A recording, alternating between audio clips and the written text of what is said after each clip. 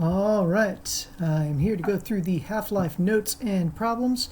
I'm not going to spend too much time on the notes section because the video right before this in the playlist is the one that you should watch. If you've already watched it, go back and rewatch it and use it to fill these in as you go. And then think about the questions. All right.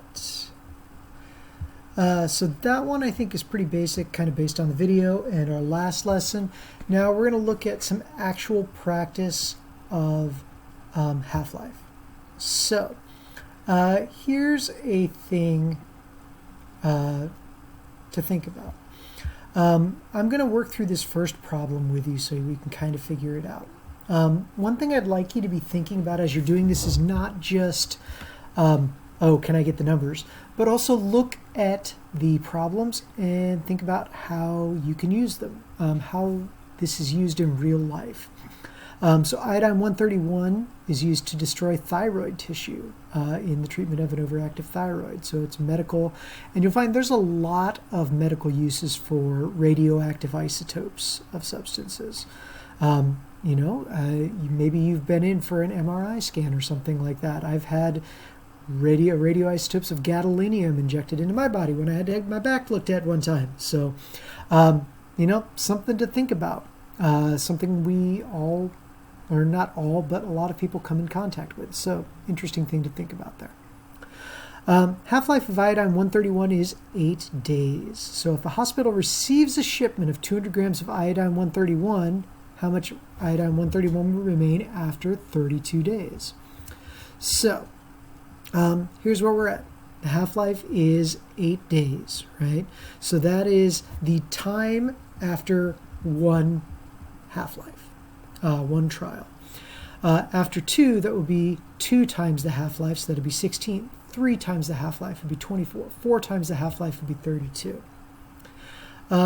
Here's how we think about mass and percent. You can do this a couple of different ways. The way I like to do it first is just each half-life, each trial, it goes down by half of what is left. So 200 divided by 2 is 100. 100 divided by 2 would be 50 grams. 50 grams divided by 2 would be 25 grams. 25 grams divided by 2 would be 12.5 grams.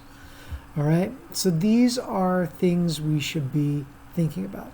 To get the percent, you can do it a couple of different ways. You can take 50 divided by 200 and multiply that by 100.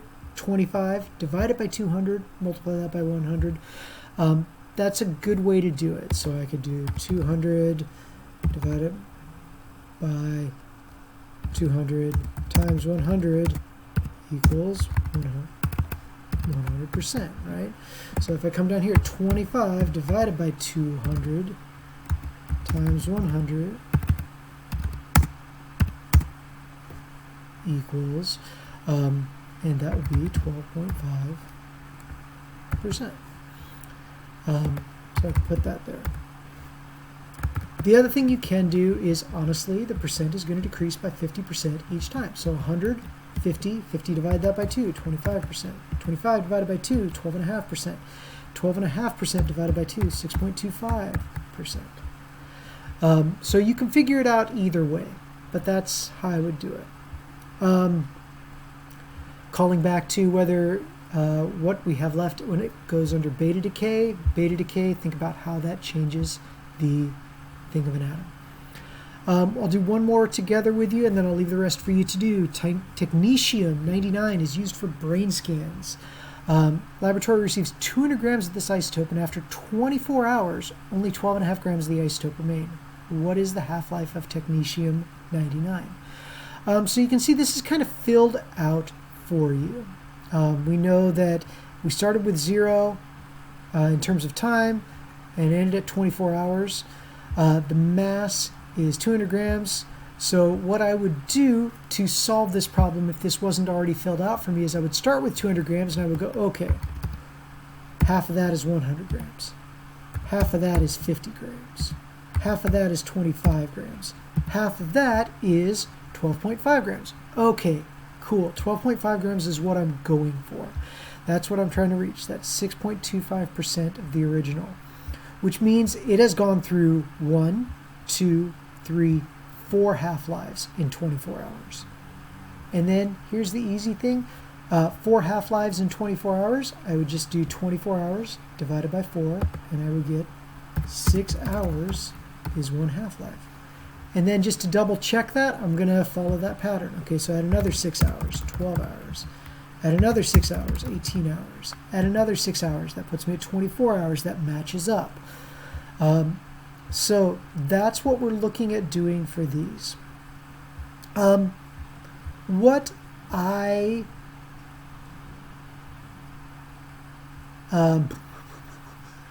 I would do for the rest of these, sorry, I got distracted by question number 4. I was like, wait, is that? Most of these are tables that are already pretty well filled out for you, so you just fill out the rest and think about.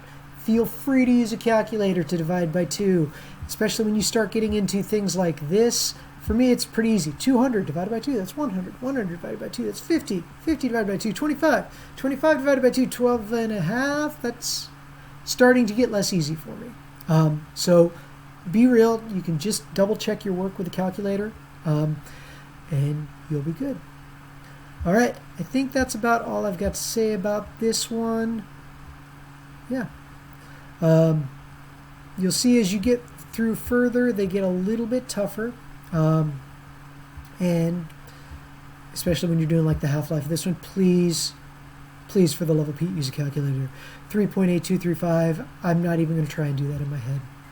I mean, I guess I could. It'd be like 7.647. I don't know. I don't know if I'm right. I'll be honest. Check me. Use your calculator. That's about all I've got. Good luck getting this filled out. And I think this is going to be the last video for the nuclear unit. So take care with that.